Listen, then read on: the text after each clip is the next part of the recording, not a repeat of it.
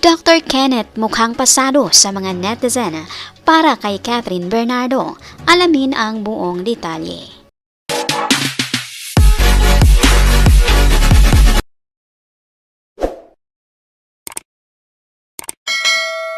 Magandang araw mga kaibigan, welcome back to our YouTube channel, Be Truth. Dahil nga sa one-on-one interview ni Dr. Kenneth Hizon, marami ngayon ang mga tagahanga ni Catherine Bernardo na botong-boto sa kanya.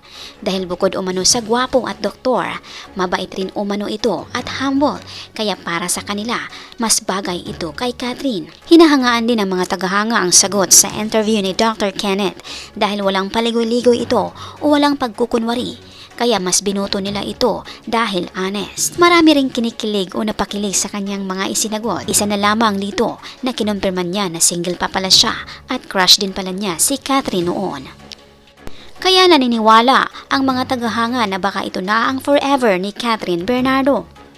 Ibig sabihin ba nito may aabangan tayo na Catken? Kung maraming kinikilig dito na tagahanga ni Catherine, kinikilig rin kaya si Mami Minya?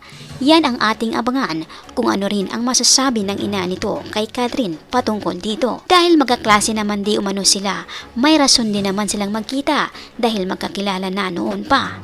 Samantala, paano na kaya ang nagmamahal ng Catherine? May pag-asa pa ba nga ba? Na ayon sa Showbiz Now na wala na naman pala. Paano naman ang Katniel? Posible pa kayang magkabalikan sila? Na ayon nga sa iba, kung talagang mahal pa rin ni Catherine ito, walang makakapigil dito.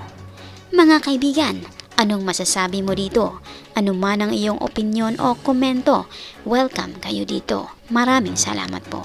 By the way mga kaibigan, mag-shoutout na naman po tayo sa mga latest or newest comment ng aming minamahal na viewers. Malakas ang shoutout po kina Yulimar Palangan, Anastasia Malabo, Lolita Cosdeo Sugay, Isabelita Catan, Maria Hernandez, at Jewelyn Fayot, Jenna-N9H, Lorena Alay-SG1GC, Aide Vera, at Sabina Almanza 3948. Malakasang palakpak po sa inyong lahat. Marami pong salamat sa inyong pagbibisita at pag-effort na rin na magkomento. Pasalamatan din po namin kayong lahat naming minamahal na viewers.